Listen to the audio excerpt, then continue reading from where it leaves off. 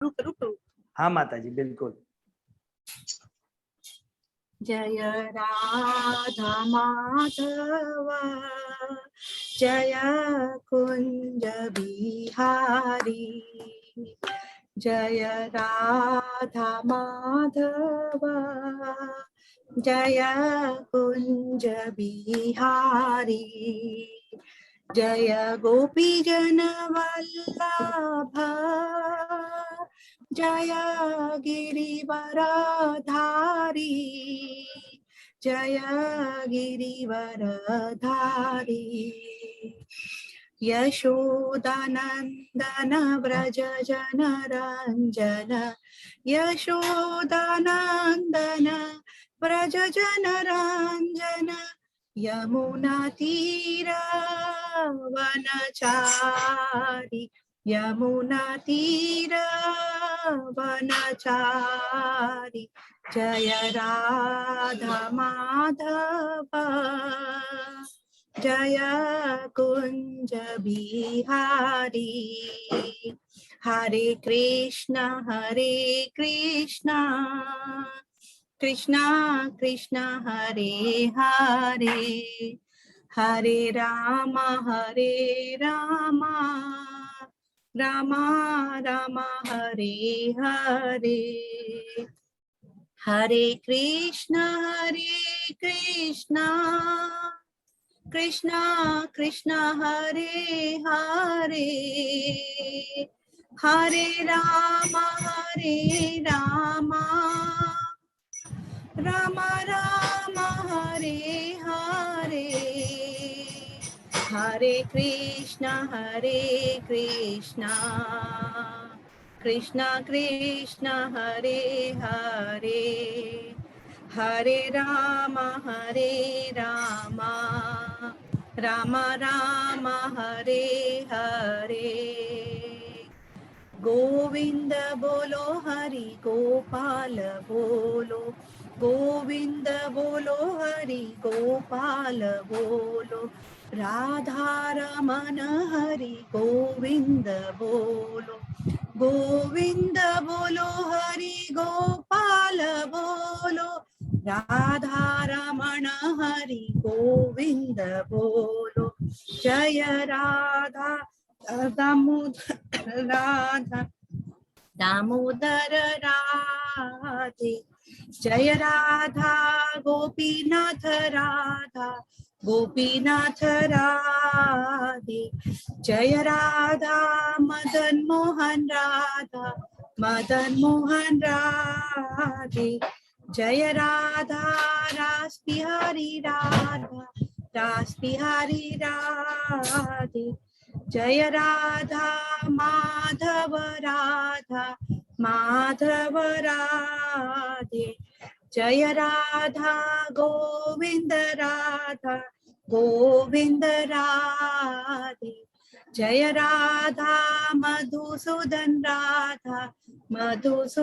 राधे, जय राधा केशव राधे,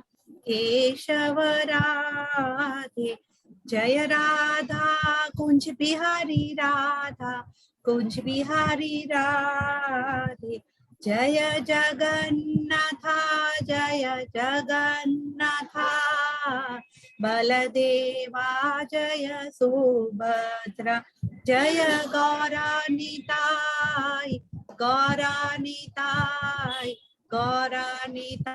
जय गौरानिताई, जय जय गुरुदेव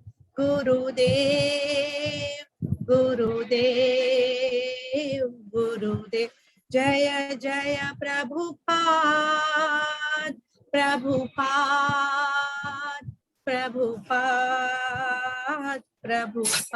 निताई गौर हरि बोल, हरि बोल, हरि बोल, हरि बोल, हरि नाम संकीर्तन की जय, श्रीला प्रभुपाद की जय।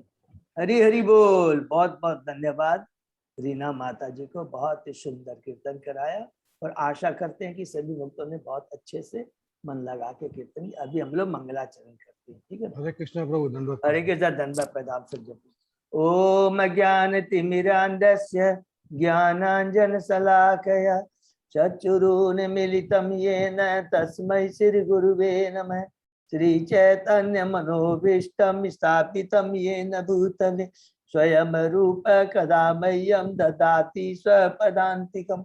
वन्देऽहं श्रीगुरु श्रीयुतपदकमलं श्रीगुरु वैष्णवांश श्रीरूपं साग्रजातं सहगना रघुनाथं वितं तं सजीवं स्वादेतं सावभूतं परिचं सहितं कृष्ण चैतन्य देवं श्री राधा कृष्ण पादान सहगना ललिता श्री विशाखाभितांश च नमो ओम विष्णुपादाय कृष्ण पृष्ठाय भूतले श्रीमते भक्ति वेदांत स्वामिन इति नामने नमस्ते सरस्वती देवे गौरवाणी प्रचारिणे निर्विशेषा शून्यवादी पाश्चात्य देशतारिणे वाञ्छा कल्पतरुभ्यः कृपा सिन्धुभ्यः एव च पतितानां पावनेभ्यो वैष्णवेभ्यो नमो नमः। नमो महावदान्याय कृष्ण प्रेम पदायते कृष्णाय कृष्ण चैतन्य नामने गौरत्विषे हे कृष्ण करुणा सिंधु दीन बंधु जगतपते गोपेश गोपिका कांत राधा कांत नमस्तुते तप्त कांचन गौरांगी राधे बिंदावनेश्वरी विस्मानुसुते देवी प्रणमामि हरिप्रिय नीलांचल निवासाय नित्याय परमात्मने बलभद्र सुभद्रायां जगन्नाथाय ते नमः। जय श्री कृष्ण चैतन्य प्रभु नित्यानंद श्री अद्वैत गदाधर श्रीवासादि गौर भक्तवृंद मुखम करोति वाचालम पंगु लंघे गिरिम यत्कृपातमहं वंदे श्री गुरुम दीनतारिणं परमानंद माधवम श्री चैतन्य ईश्वरम। हरे कृष्ण कृष्ण कृष्ण हरे हरे हरे राम राम राम हरे हरि बोल। श्री श्री मंगलाचरण की जय, शिला प्रभुपाद की जय। आज के इस श्रीमद् भागवतम चर्चा में कथा में सभी भक्तों का हार्दिक स्वागत है। मैं सभी भक्तों के चरणों में दंडवत प्रणाम करता हूँ। हम बहुत ही भाग्यशाली है, परम हमारा सौभाग्य है। भगवान श्री कृष्ण गुरु आचार्य की कृपा से हम लोग कई दिनों से श्रीमद् भागवतम की चर्चा कर रहे हैं, अध्ययन कर रहे हैं। अभी हम लोगों ने पिछले दिन चैप्टर कैंटो 2 का अध्याय 5 समस्त कारणों के कारण हमने समाप्त किया और अभी आज हम लोग कैंटो 2 के 6ठे अध्याय में प्रवेश करेंगे। पुरुष सूक्त की पुष्टि। भगवान श्री कृष्ण पुरुषोत्तम भगवान है, ठीक है। और अभी तक हमने जो भी पढ़ा है, जो भी सीखा है, उसकी एक बार हम बहुत क्विक जल्दी से उसकी पुनरावृत्ति करते हैं। सर्वप्रथम पहले दूसरे तीसरे अध्याय कैंटो के प्रथम दूसरे तीसरे अध्याय में थोड़ा सा अगर इस तरह हम बोले कि अष्टांग योग और भक्ति योग दोनों में कौन उत्तम है, तीनों अध्याय में पुष्टि किया गई है कि भगवान की शुद्ध भक्ति ही उत्तम है, वही जीवन का एकमात्र उद्देश्य है। एकदम सिंपल है। और स्टार्टिंग हमने कैसे की थी, जो पहला कैंटो के 19वें अध्याय में जो प्रश्न परीक्षित महाराज ने कहे थे और जिन प्रश्नों के आधार में पूरी भागवतम का आधार है, पूरी भागवतम कैंटो 1 से लेकर पूरे 12 कैंटो तक में यही लिखा गया कि मनुष्य का क्या प्रश्न थे कि मनुष्य का जीवन में क्या उद्देश्य है, जीवन का उद्देश्य क्या है और मृत्यु के समय मनुष्य को क्या करना चाहिए। इन दोनों ही प्रश्न को सराहना करते हैं सुखदेव गोस्वामी जी परीक्षित महाराज के प्रश्नों को, क्योंकि ये प्रश्न भगवान से संबंधित है नंबर 1 और दूसरा वो जीवों के आध्यात्मिक कल्याण के लिए। तो बहुत प्रसन्न होते हैं, इसका उत्तर देते हैं। और उसी प्रथम अध्याय में वो बोलते हैं, अच्छा उसमें भी एक ध्यान रखेंगे कि जो भक्ति योग जो स्टेब्लिश किया उसमें 3 ही चीज बोला है, श्रवण कीर्तन और स्मरण। जितना अच्छा श्रवण होगा उतना अच्छा कीर्तन होगा और जितना अच्छा कीर्तन होगा उतना हमें स्मरण बना। तो श्रवण कीर्तन और स्मरण ये अगर हम करेंगे जीवन तो हम अपने जीवन के लक्ष्य की प्राप्ति कर सकेंगे।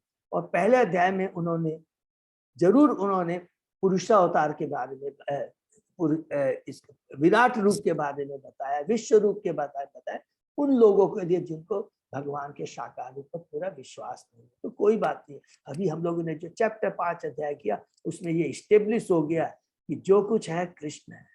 कितना सुंदर वर्णन किया सृष्टि चक्र के बारे में, ये सृष्टि कैसे बनी, उसमें भी पुरुष अवतार का गर्भोदक कारुणोदय विष्णु और गर्भोदक विष्णु, और उसके बाद में हम लोग आगे और पढ़े क्षीरोदय विष्णु, वही हमारी भौतिक जगत के आधार है। जो कुछ है कृष्ण, इसलिए हमें कृष्ण की भक्ति करनी चाहिए। ये पहले अध्याय में स्थापित हुआ, दूसरे अध्याय में भी आकर सुखदेव गोस्वामी यही बात को दोहराते हैं। वो कहते हैं कि हमें अपने जीवन की भौतिक आशा जितनी कम से कम है उतना हमें करना चाहिए, नहीं तो वो भौतिक जो आसक्ति हमारे बंधन का कारण बन जाता है। और वो बंधन किससे होता है? 3 गुणों के प्रभाव से बंधन का कारण होता है। ये भी हमने बहुत सुंदर ढंग से पढ़ा है और उसको रिपीट करेंगे बार बार कि जो 3 गुण है ये भौतिक जगत है। पहला क्या है? बहिरंगा शक्ति से भौतिक जगत बनता है, जिसकी कंट्रोल करती है माया देवी, दुर्गा देवी। किसके माध्यम से? 3 गुणों के माध्यम से। यही 3 गुण हमें बांध देते हैं और यही हमारे बंधन का कारण। तो क्या है, इसलिए में ज्यादा से ज्यादा हमारी जितनी भौतिक आवश्यकता है उसको कम से कम रखना चाहिए। और फिर हमें दूसरे अध्याय में भगवान विष्णु, भगवान जो हृदय में विराजमान है परमात्मा के रूप में, उसके बारे में हमने अध्ययन किया। ठीक है, 8वें अध्याय से 12वें श्लोक में। और उसके बाद में अष्टांग योग की विधि बताया है।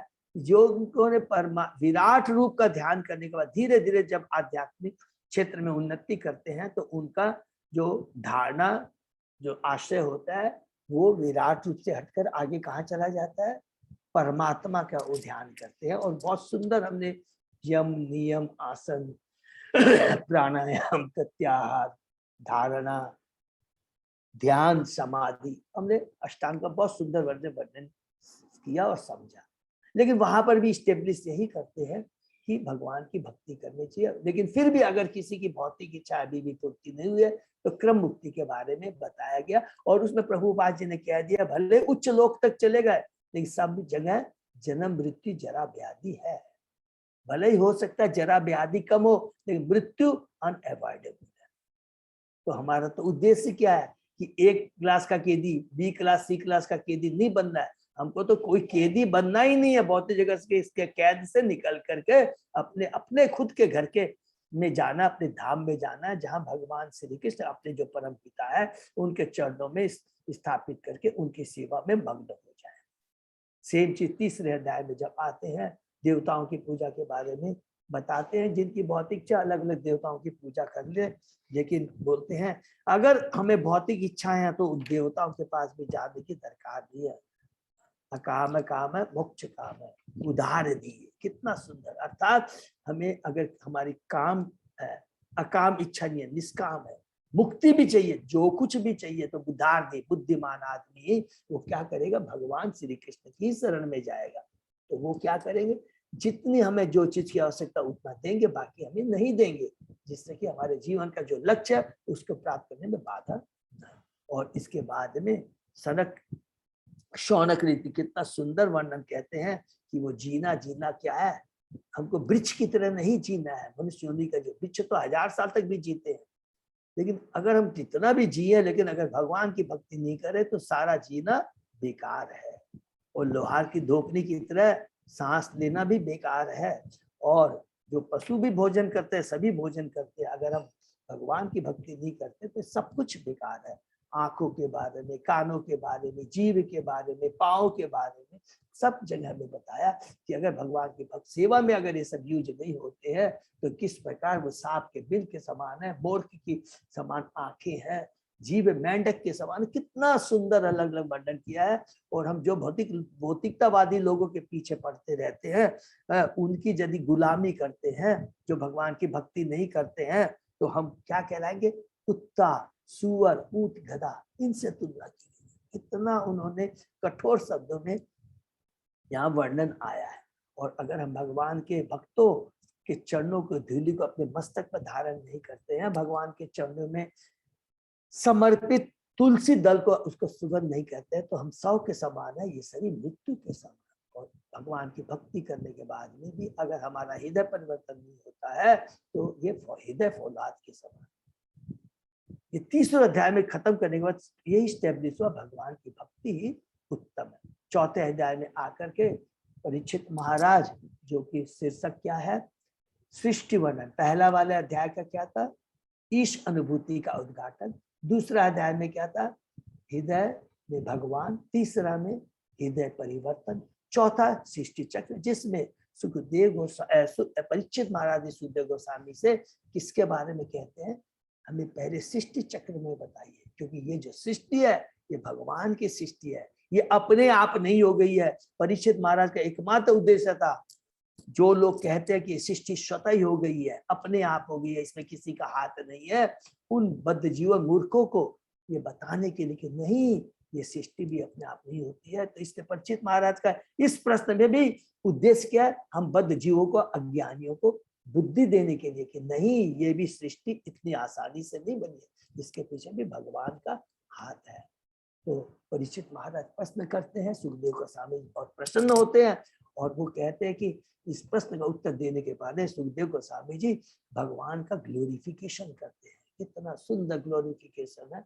हमने पढ़ा कि आप ही तीनों गुणों का ग्रहण कर करके ब्रह्मा विष्णु के रूप में, ब्रह्मा विष्णु महेश के रूप में आकर करके पुरुष अवतार के माध्यम से, जो कि भगवान के स्वांश है, आप अवतार लेते हैं। तो बहुत सुंदर वर्णन पहला श्लोक में। फिर कहते हैं कि आप ही पुण्य कर्म करने वालों की रक्षा करते हैं, दुष्कर्मी जो होते हैं उनको दंड देते हैं, और जितने भी परमहंसी है, सन्यासी है, उनकी अयोग्यता के साथ उनको पद प्रदान करते हैं। और इसके बाद में कहते हैं कि भगवान आपके श्रवण कीर्तन स्मरण पूजन दर्शन के माध्यम से अगर जो ध्यान से करता है वो सारे पाप कर्मों से मुक्त हो जाता है। आपके चरणों में जो अपने को समर्पित कर देता है वो सारी आसक्ति से, आज प्रेजेंट और पास्ट फ्यूचर सब आसक्ति से खत्म हो जाता है।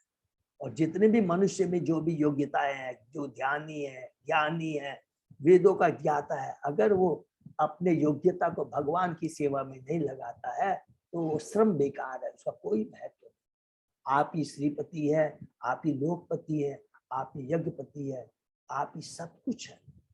सब कुछ इतना सुंदर वर्णन करते और कहते आप ही मुक्तिदाता हैं, और आप ही हैं जिन्होंने ब्रह्मा जी को प्रथम ज्ञान प्रदान किया।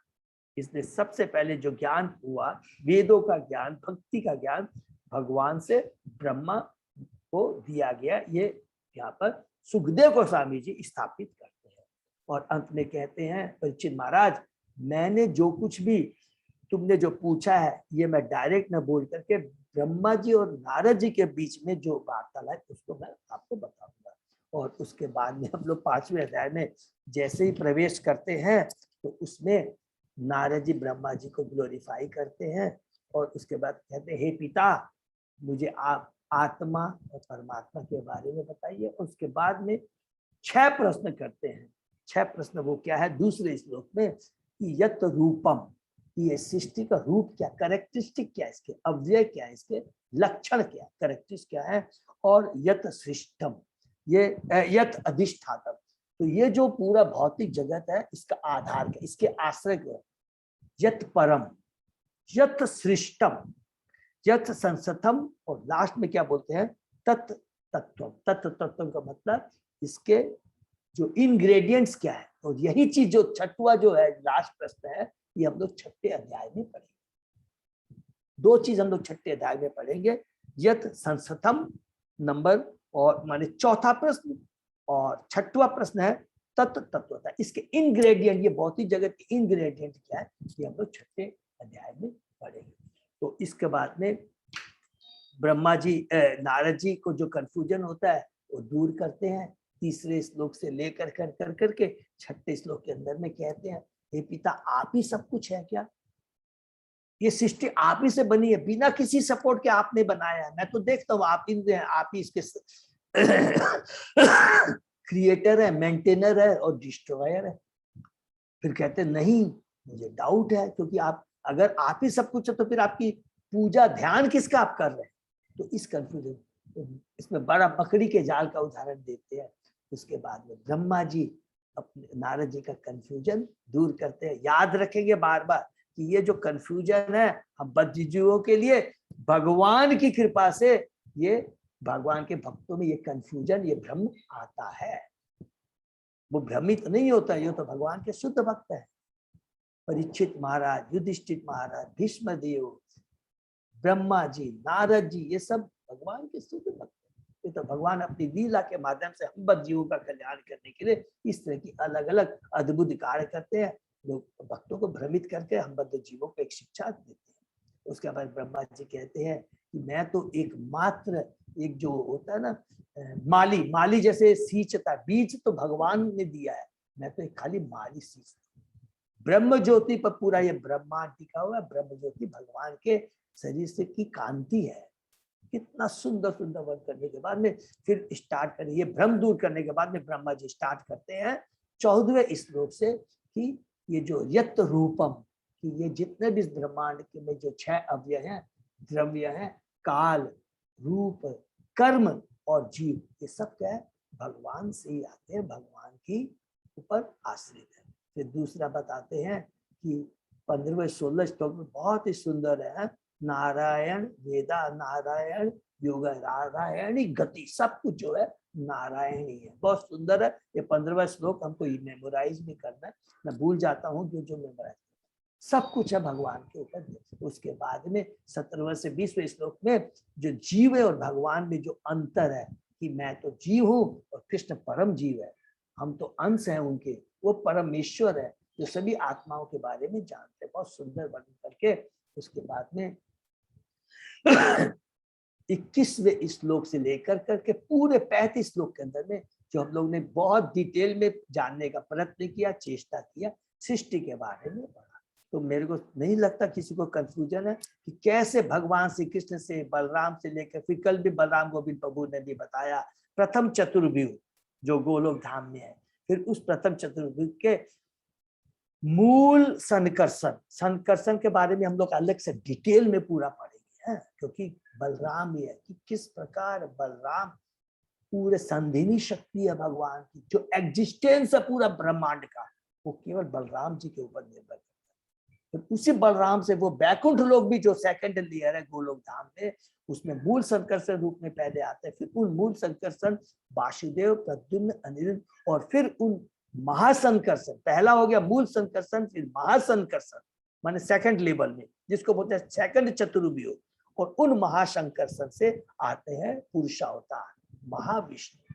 और उन्हीं महाविष्णु से हमने पढ़ा कि किस प्रकार कारुण्यक्षय विष्णु अलग अलग ग्रांस करते हैं, बीज उनके असंख्य, सॉरी उनकी सांस जब वो छोड़ते हैं, उनके रोम से असंख्य ब्रह्मांड निकलते हैं जो बीज के रूप में रहते हैं, जिसको प्रधान कहते हैं। और उन प्रधान से महतत्व, फिर महतत्व से अहंकार, अलग अलग हमने डिटेल में किया, अलग अलग 3 क्रियाएं, द्रव्य क्रिया, कार्य क्रिया, ज्ञान क्रिया कर करके हमने डिटेल करके, इससे पूरे 23 के 23 तत्व निकलते हैं, एक एक क्लियर। उन वो 23 जो तत्व रहते हैं हजारों वर्ष तक वो रहते हैं, उसके बाद में एक ब्रह्मांड बनता है, यूनिवर्स बनता है। वो हो गया कारण सृष्टि और क्रिया शक्ति। उसके बाद में गर्भोदक्षाय विष्णु उसमें प्रवेश कर करके वो ब्रह्मा जी की उत्पत्ति करते हैं। और जो डंठल क्या बोलते फिर भूल जाता हूँ बार बार, नाल से 14 भुवन वो गर्भोदक्षाय विष्णु बनाते हैं। और फिर 14 भुवन का फिर इसके बाद में 35 श्लोक में करने के बाद 36 से 42 श्लोक में कितना सुंदर वर्णन आता है। किस चीज का वर्णन आता है कि भगवान के जितने भी 14 भुवन का हमने कितना सुंदर ढंग से वर्णन सुना। और उसके बाद में वर्ण का माने ब्राह्मण, क्षत्रिय, वैश्य, शूद्र, ये भगवान के शरीर से तुलना की गई, विराट रूप से कितना सुंदर वर्णन किया गया है। उसके बाद में अपर लोक, मध्य लोक और निम्न लोक, अलग अलग तरीके से भगवान के विराट रूप का हमने वर्णन किया। और आज हम लोग प्रवेश करेंगे अध्याय 6 में। तो शुरू करते हैं, ठीक है ना। ओम नमो भगवते वासुदेवाय, ओम नमो भगवते वासुदेवाय, ओम नमो भगवते वासुदेवाय। नारायण नमस्कृत्य नरं चैव नरोत्तमं देवी सरस्वती व्यासं ततो जयम् उदीरये। नष्ट प्रायेषु अभद्रेषु नित्यं भागवत सेवया भगवती उत्तम श्लोके भक्ति भवति नैष्ठिकी। आराधयो भगवान ब्रजेश तनय ततदाम वृंदावनम रमया काचित् उपासना व्रजवधु वर्गेण या कल्पिता। श्रीमद्भागवतम प्रमाणम अमलम प्रेमा पुमर्तो महान्। श्री चैतन्य महाप्रभो मतम इदम तत् आदरो न पर। हरे कृष्णा कृष्ण कृष्ण हरे हरे, हरे राम राम राम हरे हरे। अध्याय 6 पुरुष सूक्त की पुष्टि। ब्रह्मवाच शुरू करते हैं। ठीक है। वाचाम बहुने मुखम क्षेत्रम छंद श्याम सप्त धातव अव्य कव्य अमृत अन्नानाम जीवा सर्व रसस्य च। ब्रह्मा जी ने कहा विराट पुरुष का मुख वाणी का उद्गम बिंदु है और उनका नियामक माने कंट्रोलर देव अग्नि है। माने देवता अलग अलग हमने पढ़ा था ना, जो 10 सेंस देवता जो उत्पन्न होते हैं। ठीक है ना, ज्ञान शक्ति से याद रखेंगे, जिसको हम लोग क्या बोलते हैं, अधिदेव बोलते हैं। और किससे उत्पन्न होते हैं वो? अहंकार जब सतोगुण में रहता है। ओके। उनकी त्वचा तथा अन्य 6 स्तर आवरण वैदिक मंत्रों के उद्गम बिंदु है और उनकी जीव देवताओं पितरों तथा सामान्य जनों को अर्पित करने वाले विभिन्न खाद्यों तथा व्यंजनों का उद्गम है। तो बहुत यहाँ पर अलग अलग देखिए, इसमें सेम चीज याद रखेंगे कि जो अलग अलग भगवान के ऐसे लिख सकते हैं, अलग अलग लिम्ब से ऑर्गन से अलग अलग क्या क्या उत्पन्न होता है गर्भोत्थक छाया विष्णु का। जैसे पूरा है ना ये लिम्ब जो अभी हमने पढ़ा है पुरुषावतार का, तो यहाँ पर बहुत सुंदर वर्णन है कि वो भगवान का जो रूप है पुरुषावतार है। ये पूरा ब्रह्मांड अलग नहीं है, पुरुषावतार है। उसमें कहा कि उनके एक एक अंग से लिम्ब से क्या क्या उत्पन्न होता है। ये एकदम हम लोग यहाँ से प्रथम श्लोक से लेकर शायद 17वें श्लोक तक में यही चीज बातें आएगी। लेकिन इसको भी प्रभुपाद जी ने कितना सुंदर से, इसमें हम लोग चेष्टा करेंगे कि जो प्रभुपाद ने जहां जहां भगवान को ग्लोरीफाई किया उसको हम लोग थोड़ा समय भले लग जाए पढ़ेंगे, क्योंकि बहुत अच्छे ढंग से प्रभुपाद जी ने यहाँ पर प्रदर्शित किया है। ठीक है ना। यहाँ पर भगवान के विराट रूप के ऐश्वर्यों का वर्णन हुआ है।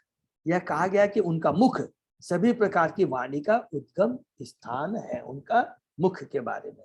और इसका अधिष्ठाता देवा कौन है, इसके कौन जो देवता कौन है, अग्निदेव है। ठीक है, फायर अग्निदेव।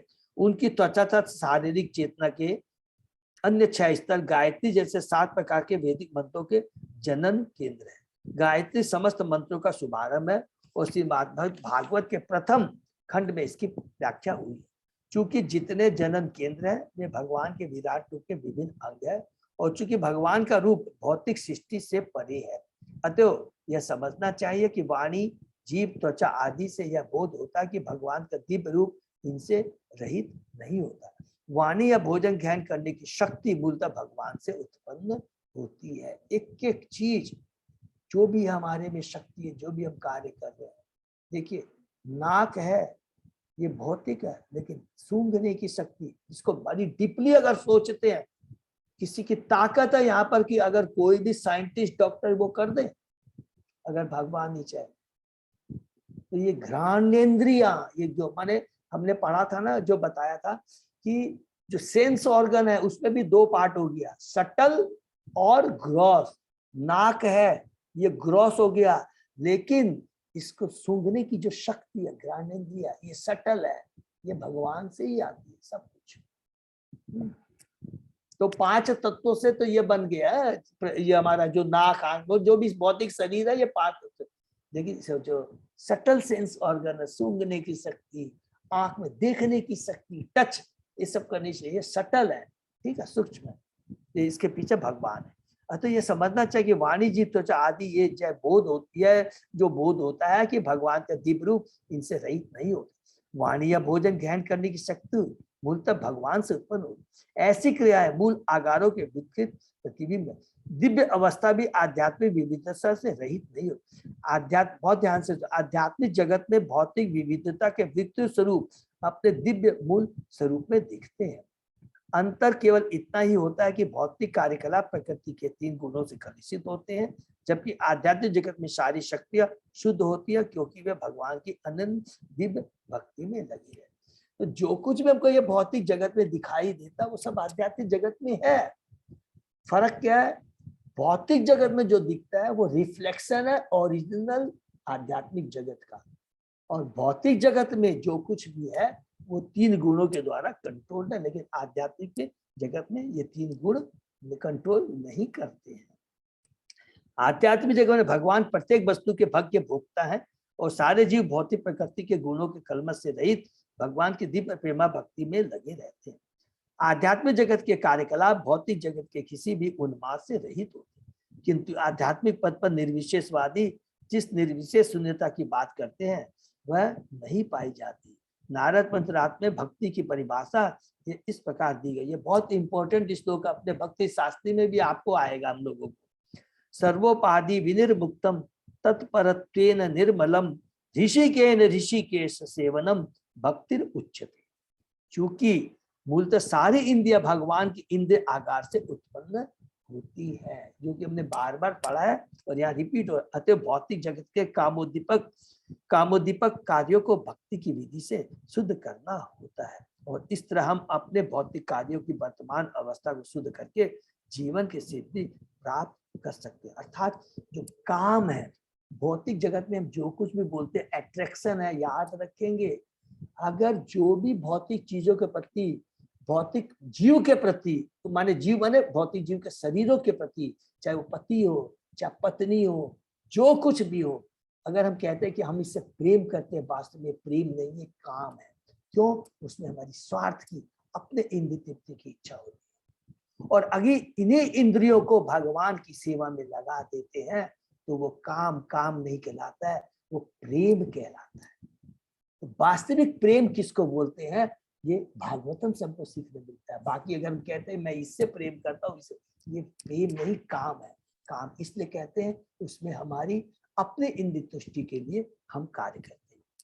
तो इसको शुद्धिकरण की दरकार है। शुद्धिकरण कैसे होगा? अगर सिंपली, अगर हमारा जो इच्छा, डिजायर का हमने पढ़ा था, जो केंद्र है, जो बिंदु है, उसको हम चेंज कर दें, वस्तु को चेंज कर दें केंद्र का, अर्थात अपनी इच्छा के प्रति, अपनी इंद्रियों की इच्छा न रख के भगवान की तुष्टि के लिए अगर कार्य करते हैं तो वो चीज क्या है, शुद्धिकरण कहलाता है। वही दिव्य हो जाता है, फिर वो भौतिक नहीं कहलाता।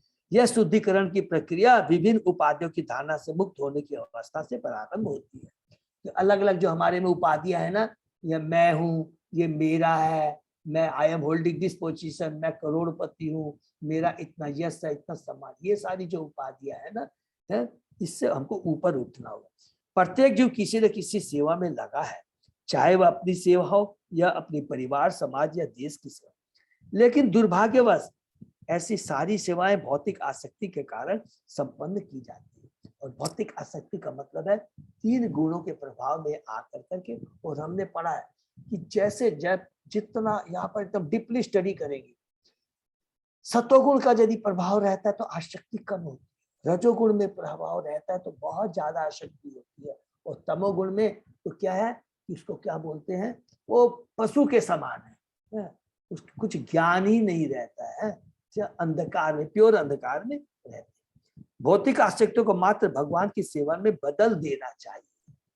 जो आसक्ति को हम चेंज नहीं कर सकते, डिजायर, आसक्ति कभी भी चेंज नहीं, क्योंकि हम जीव हैं, हम भगवान के अंश। खाली अपने इंद्रियों की तृप्ति, अपने लिए आसक्ति को क्या है, भगवान की आसक्ति, भगवान के प्रति आकर्षण पैदा करना है, भगवान के लिए कार्य करना है, खाली इतना ही करना है। और इस प्रकार इस भौतिक आसक्ति से मुक्त होने का आचरण स्वतः प्रारंभ हो जाता है। इस तरह मुक्ति की विधि अन्य सभी विधियों की अपेक्षा भक्ति के माध्यम से सरल है।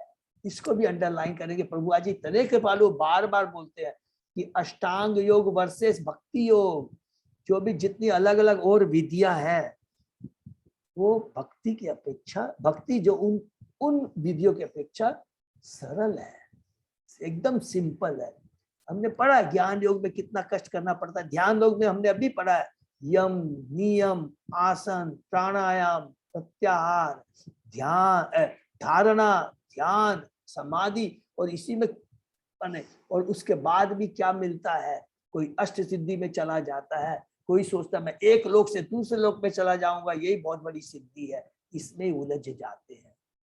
अर्थात भौतिक जगत में ही फंसे रहते हैं, पाताल से लेकर के पूरा अध्याय सत्य लोक तक वो क्या है, वो क्या टेम्परेरी है। आप ब्रह्म भुवना लोका पुनरावर्ती अर्जुन, ठीक है ना।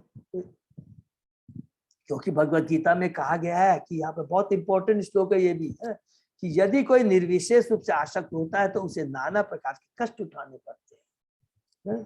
कलेशो अधिकतर तेषां अव्यक्त आसक्त चेतसां, जो अव्यक्त मीन्स जो कि निर्विशेष, जिसको हम लोग कहते हैं कि भगवान का कोई साकार रूप नहीं है, उसके अगर जो निर्विशेषवादी, उनको कितना कष्ट सहन करना पड़ता है, बहुत कष्ट होते हैं।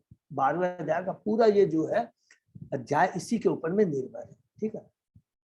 नेक्स्ट, सर्व अनुषाम च वायु च तत्नाशे परम आयणी अश्विनो औषधि नाम च घ्राण मोद प्रमोदयो। उनके दोनों नथुने हमारे श्वास के तथा अन्य सारी वायु के जनन केंद्र है। उनकी घ्राण शक्ति से अश्विनी कुमार तथा समस्त प्रकार की जड़ी बूटियां उत्पन्न होती है और उनकी श्वास शक्ति से विभिन्न प्रकार की सुगंधियां उत्पन्न होती है। जितनी भी सुगंध है ये सब भगवान के जो अलग अलग ऑर्गन से कंपेयर कर रहा है कि क्या क्या चीज हमें मिलती है। प्रभु जी, हाँ प्रभु। अच्छा, जो ग्रॉस एलिमेंट जो है वो तो दोब्रो शक्ति से आता है ना, और जो आपको शटल जो है वो क्या क्रिया शक्ति से आता है? हरि बोल, बिल्कुल प्रभु, एकदम सही कहा आपने। हमने फिर से पढ़ेंगे क्रिया शक्ति, हमने क्या क्या पढ़ा था हम लोगों ने? प्राण, इंटेलिजेंट, ठीक है ना प्रभु? हाँ बराबर, 10 एलिमेंट है। यस, और ये जो है भौतिक चीजों से सिंपल चीज आप देखेंगे कि जो 5 एलिमेंट है ना प्रभु, ये क्या पृथ्वी अग्नि जल वायु आकाश, सब चीज जितने भी हमारी बॉडी है, ये नाक आंख कान बने हैं, कैसे पकड़ लेंगे कि सिंपली ये इन्हीं चीजों से बना है। जब जीव की, मनुष्य जीव की, जिसको भी वर्ड बोल दीजिए, जीव की जब मृत्यु हो जाती है तो देखिए आंख कान नाक सब तो वही रहते हैं ना, अर्थात पृथ्वी अग्नि जल आकाश तो वही है, लेकिन वो जो घ्राण शक्ति है वो सब खत्म हो जाती है, देखने की सब खत्म हो जाती है, ठीक है ना। ठीक है कृष्णदास, कार्तिक राज कृष्णदास प्रभु।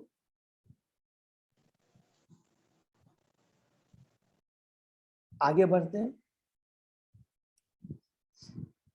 रूपानाम तेजसाम चक्षु दिव सूर्यस्य च अक्षिणी कर्णो दिशाम च तीर्थीनाम श्रोत्रम आकाश शब्दयो। उनके नेत्र सभी प्रकार के रूपों के उत्पत्ति केंद्र है, वे चमकते हैं तथा प्रकाशित करते हैं। उनकी पुतलियां नित्य सूर्य तथा देवी नक्षत्रों की भांति है। उनके कान सभी दिशाओं में सुनते हैं और समस्त वेदों को ग्रहण करने वाले। उनकी सर्वेंद्रियां आकाश तथा समस्त प्रकार की ध्वनियों की उद्गम है। कभी कभी तीर्थानाम शब्द की व्याख्या तीर्थ श्लोक के रूप में की जाती है, किंतु श्री जी गोस्वामी का कहना है कि यह वैदिक दिव्य ज्ञान ग्रहण करने के लिए प्रयुक्त है। वैदिक ज्ञान के समर्थकों को तीर्थ कहा भी जाता है। हरि। नेक्स्ट, तत्गात्रम वस्तु साराणाम सौभगस्य च भाजनम त्वक अस्य स्पर्श वायु च सर्वमेधस्य च एवहि। उनके शरीर की ऊपरी सतह सभी वस्तुओं के साथ एवं समस्त शुभ अवसरों की जन्म स्थल है। उनकी त्वचा गतिशील वायु की भांति सभी प्रकार के स्पर्श का उद्गम तथा समस्त प्रकार के यज्ञों को संपन्न करने का स्थान है। वायु सारे लोकों को गतिशील तत्व है, अतः इच्छित लोकों को जानने के जनन केंद्र। ये यज्ञ उनके शरीर का उपरी स्तर है और समस्त शुभ अवसरों के उद्गम है। इसको एक बार हम लोग फिर समराइज कर लेंगे कि एक एक कैसे है। एक चार्ट भी मैंने पढ़ा, अजय प्रभु के पास भी अवश्य होगा, तो उससे समराइज कर लेंगे कि एक एक भगवान के ऑर्गन से क्या क्या चीज उत्पन्न होता है। रोमाणी उद्भिज जाति नाम ये वा यज्ञ तु संभृत केश समश्रु नखानी अश्य शिलालोह अब्र विद्युताम। उनके शरीर के रोम समस्त प्रकार की वनस्पति के कारण है, विशेष रूप से उन वृक्षों के जो यज्ञ की सामग्री के रूप में काम आते हैं। उनके सिर के तथा मुख के बाल बादलों के आकार है और उनके नाखून बिजली पत्थर तथा लोह अयस्कों के उद्गम स्थान है। भगवान के पालिश लगे नाखून बिजली उत्पन्न करते हैं और सारे बादल उनके सिर के बालों पर टिके रहते हैं। अतः भगवान के शरीर के जीवन की सभी प्रकार की आवश्यकता एकत्र की जा सकती है। हरि बोल। कि भगवान के शरीर से जीवन की सभी प्रकार की आवश्यक वस्तुएं एकत्र की जा सकती है। इसलिए वेद इसकी पुष्टि करते हैं कि भगवान समस्त उत्पन्न वस्तुओं के कारण है। भगवान समस्त कारणों के परम कारण है। ईश्वर परम कृष्ण सच्चिदानंद विग्रह अनादि आदि गोविंद सर्व कारण कारणम। वाहवलो लोक पालानम प्रायस क्षेत्र कर्म नाम। भगवान की भुजाएं बड़े बड़े देवताओं तथा जन सामान्य की रक्षा करने वाले अन्य नायकों के उद्गम स्थल है। तात्पर्य, श्रीमद् भागवतम का यह महत्वपूर्ण श्लोक भगवद गीता में निम्नलिखित प्रकार से पुष्ट और व्याख्यायित हुआ है। तो ये हम लोगों ने पढ़ा ही था। श्री भगवान का ऐश्वर्य 10वां अध्याय जो भक्ति योग के बारे में बताता है। और सबसे इम्पोर्टेंट है, इसमें हम लोगों ने पढ़ा है 2 श्लोक है। यत च अपि सर्वभूतानां बीजम अहम अर्जुन। नहीं, ये वाला कौन सा है? 10वां 40वां और 41वां श्लोक है। 41 और 42 वाला, सॉरी है 40-42। यत यत विभूति मत्सत्वम श्रीमत ऊर्जितम एव वा तत तत एव अवगच्छत त्वम मम तेज अंश संभवम। तुम जान लो कि सारा ऐश्वर्य सौंदर्य तथा तेजस सृष्टिया मेरे तेज के एक स्फुलिंग मात्र से निर्मित है। और 41वें श्लोक में भगवान कहते हैं 42वें में, अथवा बहुना एतेन किं ज्ञानेन तव अर्जुन विष्टभ्य अहम इदम कृतस्नम एक अंशेन स्थिर जगत है। किंतु हे अर्जुन, इन सारे विशद ज्ञान की क्या आवश्यकता है? क्या वर्ड बोल रहे हैं? मैं तो अपने एक अंश मात्र से संपूर्ण ब्रह्मांड में व्याप्त होकर इसको धारण करता हूं। कितना इंपॉर्टेंट है। तो भगवान कहते केवल मैं अपने एक अंश मात्र से संपूर्ण ब्रह्मांड में व्याप्त होकर इसको धारण, केवल एक अंश मात्र। और एक ही ब्रह्मांड नहीं, ऐसे असंख्य करोड़ों ब्रह्मांड है जो भगवान की बहिरंग शक्ति, वो भी एक उस बहिरंग शक्ति के एक अंश मात्र से संपूर्ण ब्रह्मांड को वो धारण करते हैं। तमाम शक्तिशाली राजा, नेता, वैज्ञानिक, कलाकार, शिल्पी, अन्वेषक, पुरातत्वविद, उद्योगपति, राजनीतिक, अर्थशास्त्री, श्रेष्ठ व्यापारी तथा अनेक शक्तिशाली देव तथा यथा ब्रह्मा, शिव, इंद्र, चंद्र, सूर्य, वरुण तथा मरुद जैसे देवता जो अपने अपने पदों पर विश्व के कार्यों की देख रेख कर रहे हैं, सभी परमेश्वर के विभिन्न शक्तिशाली अंश हैं। देखिए जो कुछ भी है, जितने भी हमने देवता की बार बार यहाँ प्रभुपाद जी क्यों यहाँ पर प्रभुपाद जी जोर दे रहे हैं कि हमें भगवान श्री कृष्ण की ही भक्ति करनी चाहिए। वही सर्व कारणों के कारण है, वही हमें भौतिक जगत से छुटकारा दिला सकते हैं। देवता तो इस भौतिक जगत को एकमात्र उनको एक शक्ति, स्पेशल शक्ति प्रदान कर करके इस पूरे जगत को चलाने के लिए उनको स्पेशल शक्ति दिया। वे हमें भौतिक जगत से छुटकारा नहीं दिला सकते। परमेश्वर कृष्ण उन समस्त जीवों के पिता हैं जो अपने अपनी इच्छाओं आकांक्षाओं के अनुसार भिन्न भिन्न उच्च तथा निम्न पदों पर आसीन है। उनमें से कुछ, जैसा कि विशेष रूप से ऊपर कहा जा चुका है, भगवान की इच्छा अनुसार विशिष्ट शक्ति से संपन्न। अलग अलग देवताओं को भगवान ने विशिष्ट कार्य के लिए एक अलग अलग विशेष शक्तियां उन्हें प्रदान की। बुद्धिमान मनुष्य को यह निश्चित रूप से समझ लेना होगा कि जीव चाहे कितना ही शक्तिशाली क्यों न हो, न तो परम होता है न स्वतंत्र। इसको अंडरलाइन कर लेंगे, ये बहुत इंपॉर्टेंट है, क्योंकि बार बार पढ़ेंगे तो समझ में आएगा कि कितना ही वो शक्तिमान क्यों न हो, न तो वो भगवान के बराबर है न उनसे स्वतंत्र है। नाम अपराध में इसलिए हमने पढ़ा, दूसरा नाम अपराध क्या है? भगवान विष्णु को उनसे, शिव ब्रह्मा आदि देवताओं को भगवान विष्णु से बराबर, स्वतंत्र या उनसे अलग समझना। ठीक, सारे प्राणियों को इस श्लोक में लिखे अनुसार अपनी विशेष शक्ति का मूल उद्गम स्वीकार करना चाहिए। हर आदमी को ये जान करना है कि जिसमें जो कुछ भी शक्ति है, इसमें जो भी योग्यता है, बुद्धिमानी है, जो कुछ भी धन, जो कुछ भी उसके पास में है, उसका उद्गम माने उसका सोर्स भगवान श्री कृष्ण है। यदि वे उसके अनुसार कर्म करते हैं तो अपने अपने वृत्ति कार्यक्रमों को करने मात्र से जीवन की सर्वोच्च सिद्धि प्राप्त कर सकते हैं, और यह सिद्धि है शाश्वत जीवन, पूर्ण ज्ञान तक्षा अक्षय आशीष। तो अगर हम लोग भगवान के द्वारा बताए गए जो गीता में, भागवतम में जो आदि, गीता में जो बताए गए आदेश है, उसके साथ प्राप्त करते हैं तो हमें शाश्वत जीवन सिद्धि माने भौतिक जगत से छुटकारा और शाश्वत जीवन प्रदान हो जाएगा, अर्थात भगवान के धाम की हमें प्राप्ति हो जाए।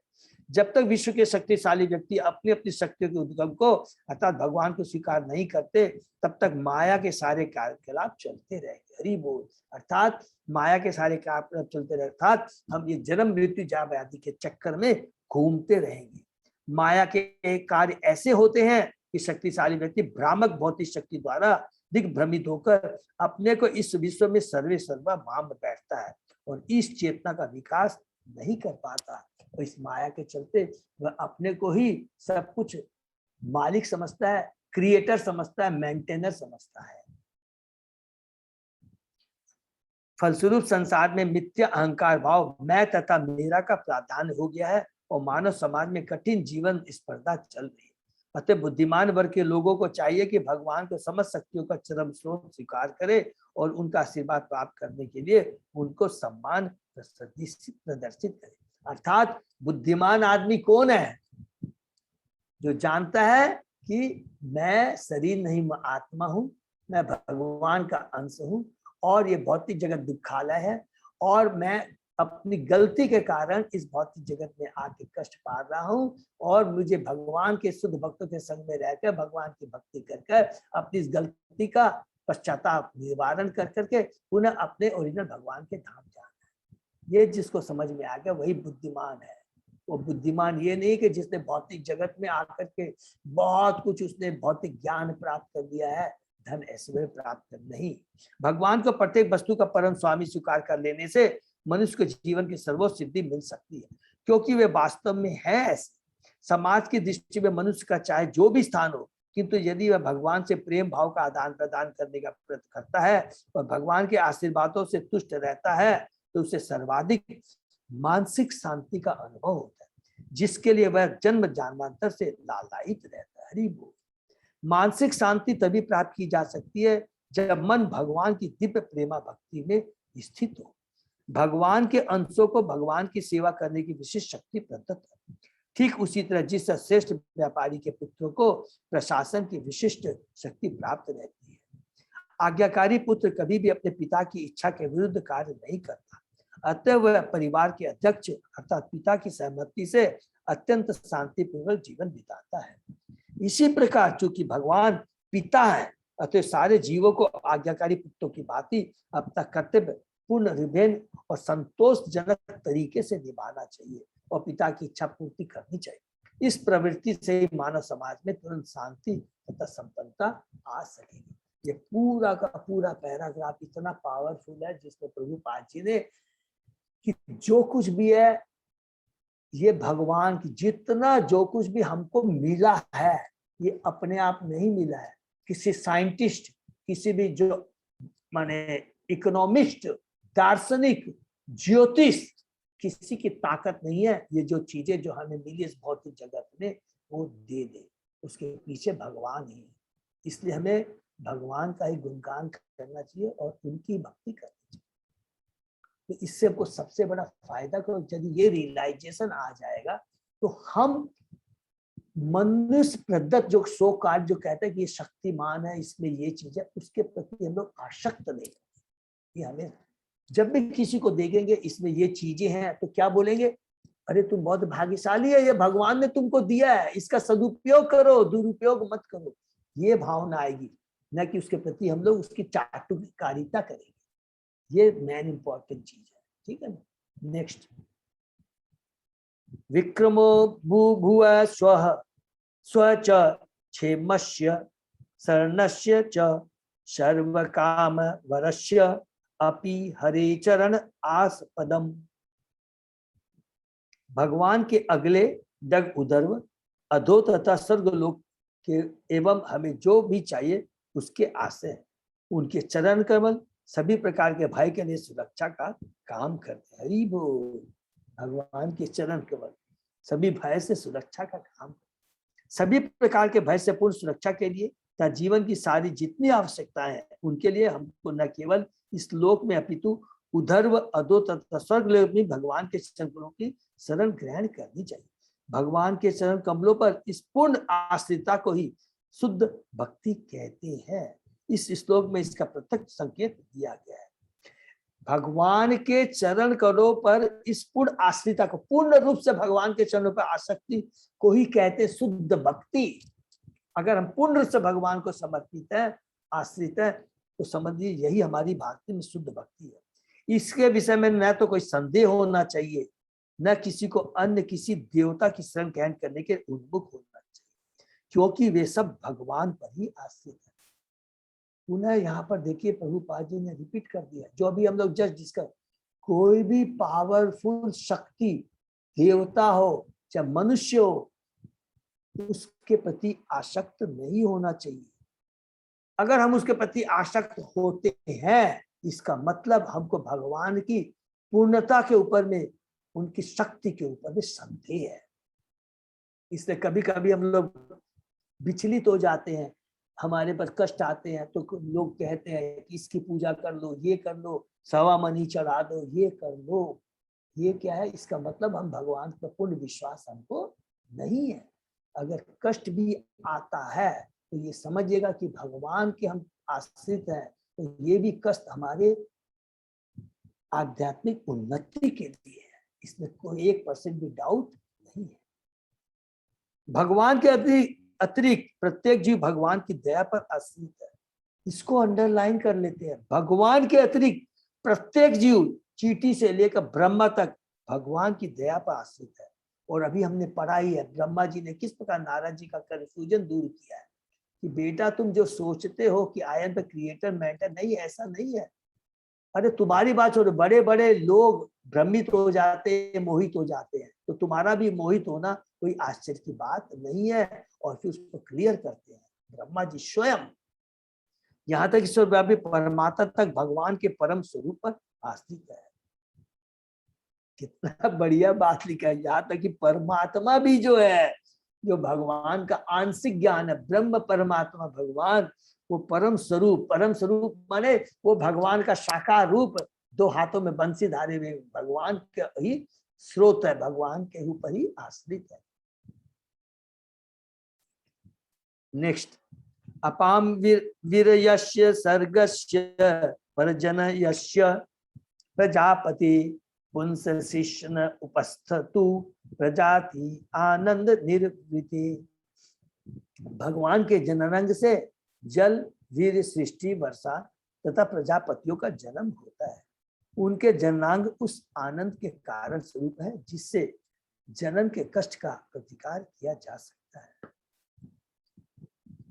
इसको हम लोग 20 से पूर्व से पढ़ लेते हैं। जननांग तथा जनन का सुख पारिवारिक भार के कष्टों को संतुलित करता रहता है। यदि भगवत कृपा से जनांगों पर एक आनंद प्रदायक वस्तु का आवरण न हो, जो जनन क्रिया बंद हो जाए, यह वस्तु इतना प्रखर आनंद प्रदान करती है कि इससे पारिवारिक भार का कष्ट भूल जाता है। पुरुष इस आनंददायक वस्तु से इतना मोहित हो जाता है कि वह एक ही संतान को जन्म देकर संतुष्ट नहीं होता, अपितु संतानों की संख्या बढ़ाता जाता है और इस आनंददायक वस्तु के कारण ही उनके पालन पोषण में कठिनाई उठाने की झंझट अपने सर पर ले लेता है। किंतु यह आनंददायक वस्तु मिथ्या नहीं होती, क्योंकि यह भगवान के दिव्य शरीर से निकलती है। हरि तो बहुत सूक्ष्म और बहुत पावरफुल बातें यहाँ पर प्रभुपाद। दूसरे शब्दों में आनंद प्रदायक वस्तु वास्तविकता है, लेकिन भौतिक संसद के कारण इसने वितृप्तता ग्रहण कर लिया, कलुषिता ग्रहण कर लिया। भौतिक जगत में भौतिक संस के कारण विषय जीवन अनेक दुखों का कारण है। अतः भौतिक जगत में ऐसे जीवन को आवश्यकता से अधिक प्रोत्साहन नहीं देना चाहिए। ये बहुत इंपॉर्टेंट चीज है। भौतिक जगत में भी संतान उत्पन्न करने की आवश्यकता है, लेकिन संतानोत्पत्ति का कार्य आध्यात्मिक मूल्यों का पूर्ण उत्तरदायित्व निभाते हुए करना होगा। जीवन के आध्यात्मिक मूल्यों को भौतिक जगत के मानव रूप में ही साकार बनाया जा सकता है और मनुष्य को आध्यात्मिक मूल्यों के प्रसंग में ही परिवार नियोजन करना चाहिए, अन्यथा नहीं। निरोध के उपयोग के द्वारा परिवार नियोजन अत्यंत घृणित है और भौतिक संशोधन का अत्यंत स्थूल रूप है। इतनी सूक्ष्म बातें हैं। प्रभुपाद जी लिखते हैं, इसको बहुत अच्छे से समझना है कि ये जो भी हम संतान उत्पत्ति बहुत जरूरी है, इसके पीछे एक आध्यात्मिक कारण है। तो उसको, उस आध्यात्मिक कारण को ध्यान में रख करके संतान उत्पत्ति का उद्देश्य होता है भगवान के आदेशों का, अर्थात हमें वो कृष्णमय संतान उत्पन्न करना है जो इस भौतिक जगत में आ करके माता पिता के भक्तिमय गाइडेंस से, गुरु के गाइडेंस से वो भक्ति ग्रहण करके और जो अबोध जनता, अबोध मनुष्य है, उनमें भक्ति का प्रचार, ये मेन रीजन है। और किसी दूसरे उद्देश्य से हमें ये नहीं करना है। ये बहुत पावर, कोई भी हमको आर्टिफिशियल नहीं, स्वतः में इतनी शक्ति, इतना हमें कंट्रोल ना किया हमारा एकदम, क्योंकि ये जितनी हमारी चेतना, जितनी हम भक्ति करेंगे, जितना ही भगवान के बारे में सुनेंगे, तो इसके लिए स्वतः ही हमारे में ये क्या हो जाएगा कि एक जो भगवान का जो आदेश है उसकी हम पूर्ति कर पाएंगे। हमें कोई ऐसा नहीं कोई कुछ, ये बहुत इंपॉर्टेंट चीज है। ठीक है, नेक्स्ट प्रभु जी। हाँ माता जी, 7वें अध्याय का लास्ट वाला यहाँ तक कि सर्वव्यापी परमात्मा तक श्री भगवान के परम स्वरूप पर आश्रित है।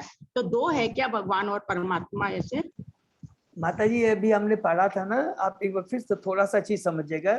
सरोजिनी रोहिणी माता जी, भगवान को हम 3 रूप में समझ सकते हैं, ब्रह्म, परमात्मा और भगवान है।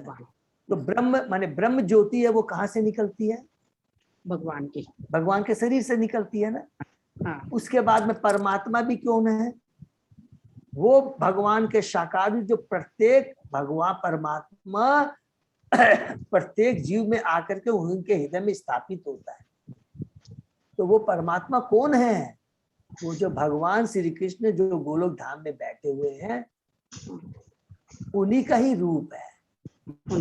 उदाहरण के लिए हमने पढ़ा था ना, सूर्य का गोला, सूर्य लोक, सूर्य का गोला, सूर्य की किरणें, हमने अलग अलग उदाहरण देके पढ़े थे ना माता जी। आपको क्लियर हो गया कि नहीं? एकदम हो गया प्रभु जी।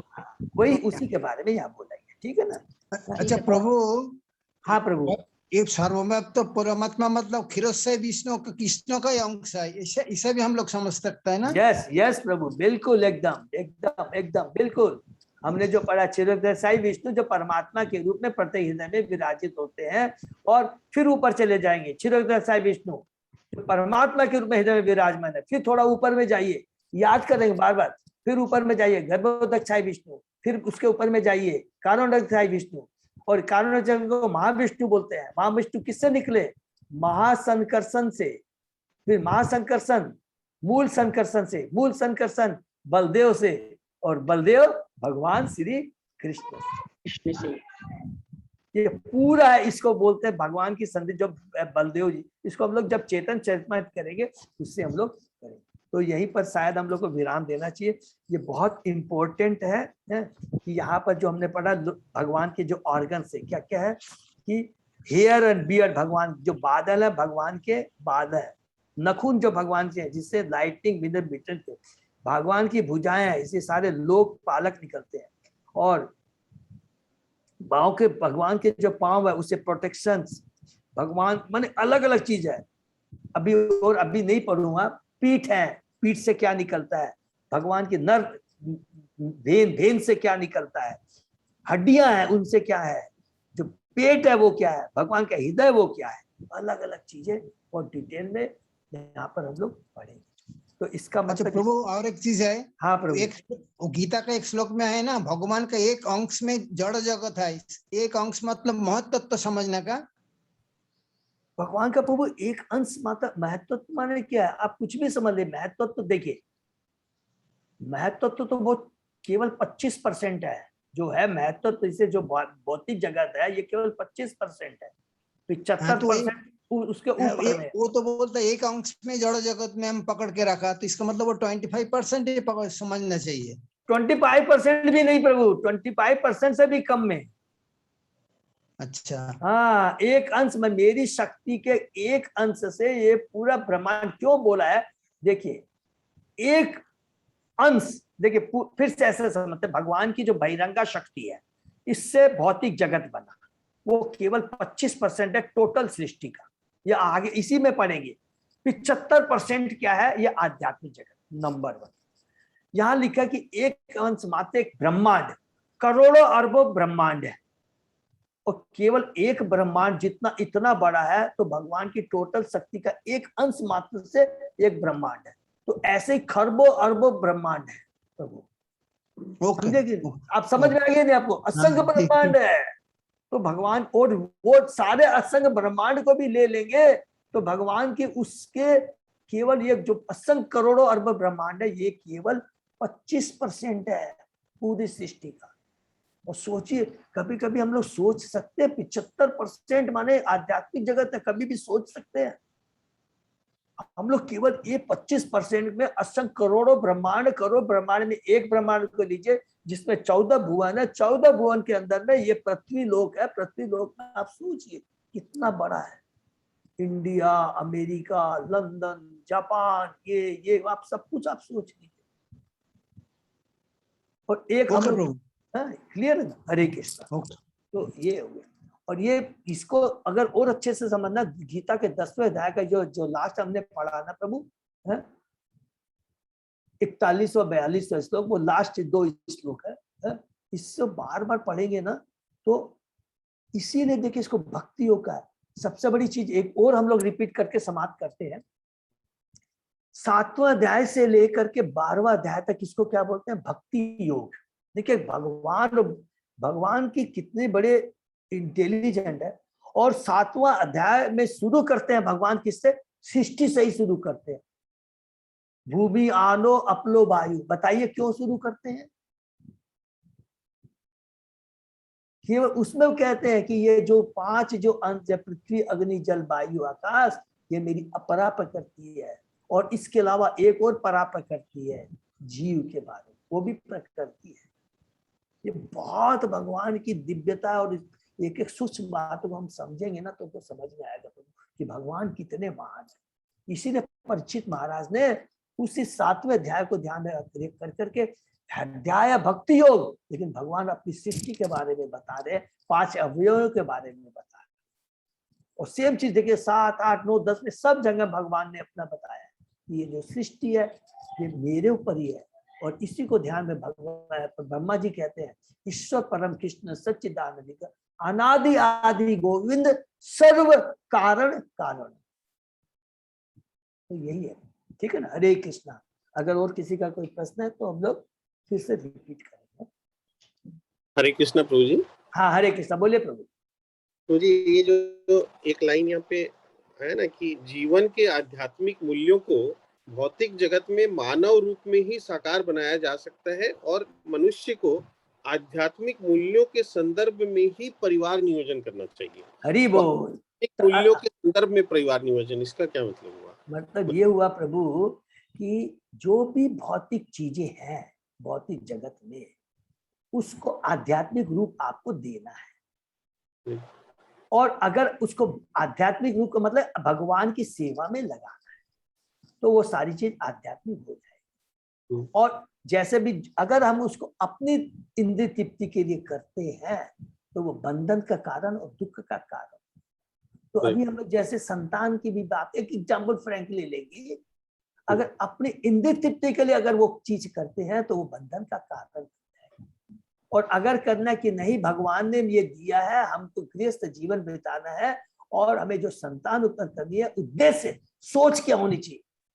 इसलिए गर्भाधान संस्कार का भी बहुत माने सोच हमारी क्या होनी चाहिए कि हमें एक कृष्णमय संतान को उत्पन्न करना है भगवान के आदेश पे, जो कि ज्यादा प्रचार कर सके, भक्ति में लोगों को ला सके। कुछ भी है, जो भी भौतिक चीज हो, उसको आध्यात्मिक रूप कैसे दे सकते हैं? Simply by using those metal things in the service of Krishna. That's यही है जी। मेरा वो पॉइंट एकदम क्लियर है, आपने जो बताया एकदम ठीक, बहुत क्लियर हो गया। लेकिन ये जो आध्यात्मिक मूल्यों के संदर्भ में ही परिवार नियोजन, यानी कि परिवार नियोजन कब कैसे करेंगे? मतलब ये बोल रहे हैं कि क्योंकि आगे बोल रहे हैं कि अन्यथा नहीं, मैंने संस्कृति निरोधक के उपयोग के द्वारा किया जाने वाला तो वो तो वर्जित है। तो आध्यात्मिक मूल्यों के संदर्भ में परिवार नियोजन क्यों करेंगे, मतलब कंट्रोल क्यों करेंगे? अच्छा, पर उसको और क्लियर कर देता हूँ, सब लोग सुनेंगे। आपको ये नहीं है कि जितना आगे हमको हमारे जो पार्टनर है उनमें उनसे उतना ही हमें संबंध करना चाहिए आध्यात्मिक, जितनी हमको आवश्यकता है। हमारी भक्ति में उतनी शक्ति होनी चाहिए कि हमको और उससे ज्यादा नहीं करना है। न कि आप एक टेम्परेरी यूज करें, भौतिक एक विधि के माध्यम से करें। तो यही मतलब हुआ। क्लियर हो गया ना? हाँ, एकदम। तो यह माने भगवान को धोखा नहीं देना है, माने सिंपल चीज है, ये हो गया बस। हरे कृष्ण प्रभु। हाँ, हरे कृष्ण प्रभु। हाँ प्रभु, एक बार बताइए, जो जब प्रलय होती है तो इसमें आध्यात्मिक जगत एज इट इज रहता है क्या? हाँ प्रभु, बिल्कुल, वो शाश्वत है, तभी तो बोले ना। अच्छा, भगवान का धाम शाश्वत है। ये जो 25% जो भौतिक जगत है खाली यही इसी की प्रलय होती है क्या? हाँ प्रभु, जिसमें 14 भुवन है एक ब्रह्मांड में, और एक ऐसे असंख्य करोड़ों ब्रह्मांड है। अच्छा, ठीक है, बिल्कुल, ये बहुत इम्पोर्टेंट, ठीक है ना? हरे कृष्ण। और किसी का कोई प्रश्न? तो यही हम लोग विराम देते हैं। हरे कृष्ण प्रभु, हरे कृष्ण, धन्यवाद। हरे कृष्ण प्रभु जी, हरे कृष्ण प्रभु जी, दंडवत प्रणाम। हरे कृष्ण प्रभु जी, दंडवत प्रणाम। हरे कृष्ण प्रभु जी, दंडवत प्रणाम। अजय प्रभु, हरे कृष्ण प्रभु जी, दंडवत प्रणाम। हरे कृष्ण प्रभु जी, हरे कृष्णा प्रभु जी, दंडवत प्रणाम। दंडवत प्रणाम माता जी। अजय प्रभु, कोई भी अनाउंसमेंट नहीं है तो यही विराम देते हैं। नहीं, मैं बोल रहा हूँ क्लास अपने कर रहे हैं ना, कल से राधाष्टमी का प्रोग्राम है, तो कोई दिक्कत तो नहीं होनी चाहिए। प्रभु आप जैसा बोलेंगे तो कल अच्छा, हाँ सुबह से प्रोग्राम है ना? प्रोग्राम तो मेरे सुबह का ही रहेगा, लेकिन कोई दिक्कत नहीं, अपने क्लास तब प्रभु अभी तुरंत पूछ सकते हैं प्रभु। और कल राधा रानी के बारे में, भगवान की अलादीनी शक्ति है, थोड़ा सा होगा तो उसके बारे में चर्चा कर लेंगे। ठीक है प्रभु, ओके प्रभु, हरि बोल, हरे कृष्ण, हरे कृष्ण। यही पर हम लोग विराम देते हैं, तो फिर क्लास करते हैं, ठीक है? हरे कृष्ण। भक्तों का बहुत बहुत धन्यवाद। तो हरि बोल, हरि बोल, हरि बोल, सभी भक्तों का हरि बोल प्रभु, हरे कृष्ण, हरे कृष्ण, हरे कृष्ण, हरि बोल।